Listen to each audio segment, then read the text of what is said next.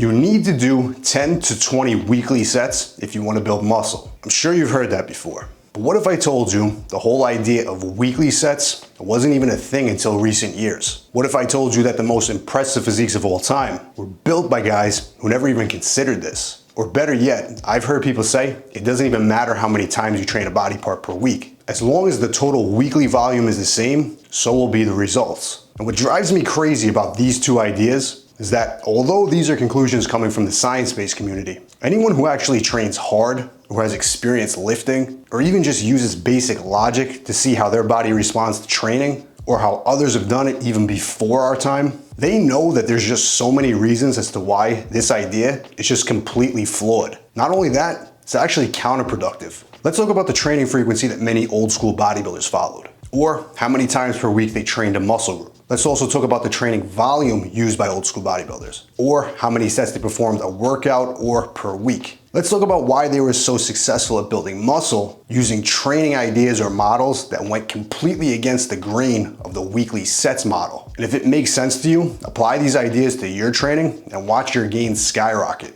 First, let's talk about the training frequency, from the origin of bodybuilding up to the late 1970s. Frequency training was king, starting with full body training done 3 times per week. As the name implies, bodybuilders would train the entire body every session 3 times per week without fail. These bodybuilders not only built impressive levels of muscle mass, but some had freakish strength as well. Way more than the average 200-pound bodybuilder does today. Now, if we took the modern day weekly sets formula, logic would say that instead of doing 3 full body sessions per week, if they just took how many sets they did across the entire week of training, and let's say they did it in one single session, their results in muscular size would be the same. Well, I'll tell you what, if you told an old school bodybuilder who followed a very standard 3 to 5 sets of 5 reps protocol, done for each body part 3 times per week, if you told them that instead of doing 3 sessions per week, that instead they should just cram all 15 sets of 5 into one single workout on, let's say, Monday with 200, 300, or 400 plus pounds on the barbell, they simply would look at you and they would laugh. You mean I should squat 405 pounds for 15 sets of 5 repetitions on Monday? The first thing that's gonna happen here is fatigue is gonna catch up very quick, especially after that normal heavy 3 to 5 sets of work that they would traditionally do in one session. Every set they do after that is gonna be done in a state of fatigue. Reps are gonna slowly become a bit more sloppy. The sets are all gonna become more difficult. The form and technique are all gonna have a higher chance of breakdown. Mental fatigue, cardiovascular fatigue, nervous system fatigue. All these things are going to accumulate when you start cramming more volume into one single session. Even though you might do the exact same amount of total work, which in this case, I highly doubt is even possible. Still, the quality of work is going to significantly be reduced by fatigue. And let's say you somehow miraculously did pull this off, and you somehow did 15 sets of extremely effective and high quality sets of 5 in one workout. What happens next? You just wait 7 days and do it all over again? Once you stimulate a muscle, your body has to adapt from that stimulus. First, it's going to recover from the session. Then, it's going to supercompensate. It's going to grow bigger and stronger. But after the supercompensation phase occurs, your body is eventually going to go back to baseline. And if you wait long enough, just the same way that a layoff from training could occur, your body will eventually begin to detrain. And after an extended period of time, your muscles will start to atrophy. Now, that does take much longer than most people think. But what nobody seems to understand is that the more you keep your body in a state of growth and supercompensation, the more you prevent detraining and atrophy from occurring. Now, if you only train a muscle group once per week, no matter how hard you hit it,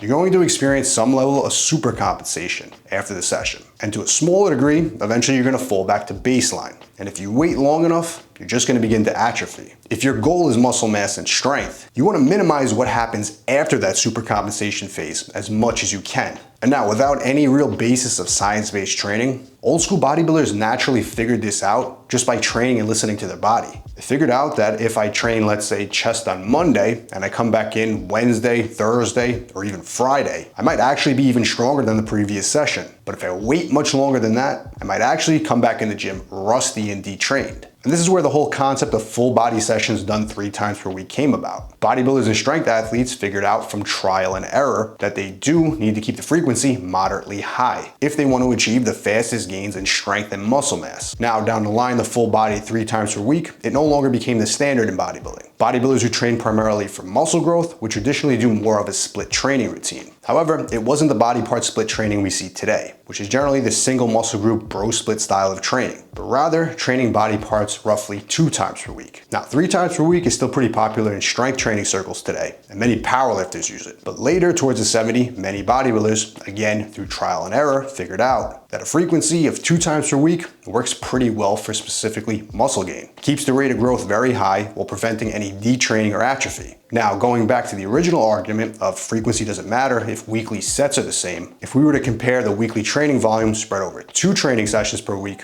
or 3 training sessions per week, I'd argue that there's actually very little difference between those two, as 2 to 3 times per week is really just splitting hairs. But if we compare 3 training sessions per week to 1 training session per week, now we're talking about 2 totally different things. An argument that I always like to throw in there is that if frequency doesn't matter as long as volume is equated, then why not just train for the entire month in one single session? And then just take 3 weeks off and come back again and do it next month. If you think about it logically, you know the answer to that. You're not gonna come back bigger and stronger in a month. You're gonna come back smaller and weaker. But these bodybuilders, they train based on feel and what felt the best for them. And I know I'm gonna get the argument, so I'm gonna just say it first. Someone's gonna say, Pete, but old school bodybuilders used PEDs. So any way they trained would have worked for them. And my answer to that, if they could have done anything and grown, why would they even bother to train hard? Why would they even bother to lift heavy weights? Why would they even bother to hit muscle groups twice per week? Why would they even bother to train with sufficient frequency and volume? That's because, if you want to believe it or not, the primary driver of muscle growth,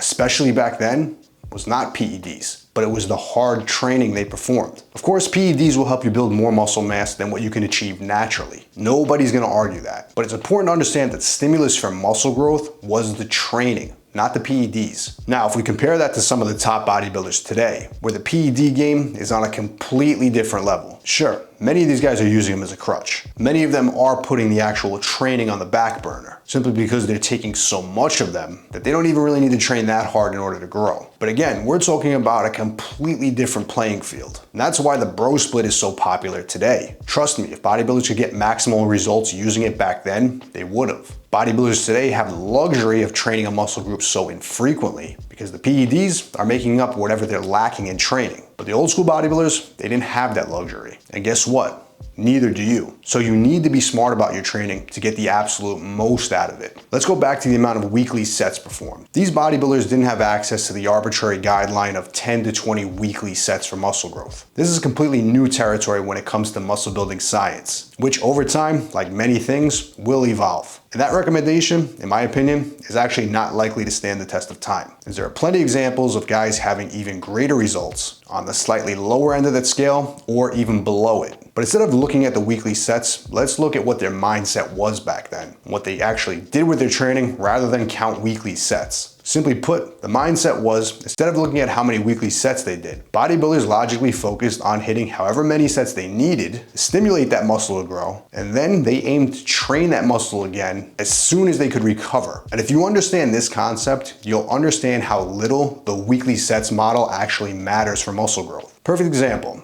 Let's say that in order to stimulate your biceps to grow, you find that 6 working sets gets you a great pump. You feel a good amount of fatigue at the end of the session, and you experience at least some level of muscular soreness the next day. If you were to experiment and find out how soon again after that session you could train those biceps productively and perform just as good, if not better, and you find that, let's say 2 days later, you're still just not recovered enough, but let's say 3 days later, you could come back in and you could beat the logbook. You can perform even greater. That's your body's feedback telling you that you could stimulate your biceps to grow in just 6 working sets. And you need 3 days now before you could do it again. That's your sign for the appropriate volume and frequency for that body part. That works out to 12 weekly sets. But now, if you tried to cram all 12 of those weekly sets into one single training session, you're gonna get an extremely different pump. You're gonna have an extremely different level of fatigue from that workout. Your performance is gonna be drastically different, especially on the tail end of that workout. And now, you're gonna have to wait longer than 3 days to train that muscle again. You tell me, logically, will the results be the same? And because these bodybuilders didn't have this arbitrary number to go off of that's so popular in the science-based field today, they didn't even worry about this type of stuff. And instead, they used their bodies and their training logs as feedback. something that you should be doing in your training right now. This is exactly why I always say that performance is the best indicator for muscle growth. If you're following a training program and you're consistently seeing your performance increase over time, you're beating your previous numbers in the gym, you're putting more weight on the bar, you're doing more repetitions with the same weight, you're doing all that and you're eating enough calories, you're eating enough protein, you're gonna build muscle mass over time. You're also gonna do it faster than any other method. This higher frequency approach, moderate volume approach, progress-driven approach, basic progressive overload, and fundamental training methods, that's exactly how I've programmed my training for the last 20 years. That's how I program all the training for my clients. That's exactly how I program my old school mass gain training system. And that's exactly how you should be training if your goal is to get bigger and stronger. More importantly, not waste your time with all the fluff that you see online. If you want access to follow a structured program specifically designed for you to build more muscle using proven old school bodybuilding methods, you can get access to my system by clicking the link below. And as always, if you want to see more of the best original bodybuilding content just like this, make sure to hit subscribe.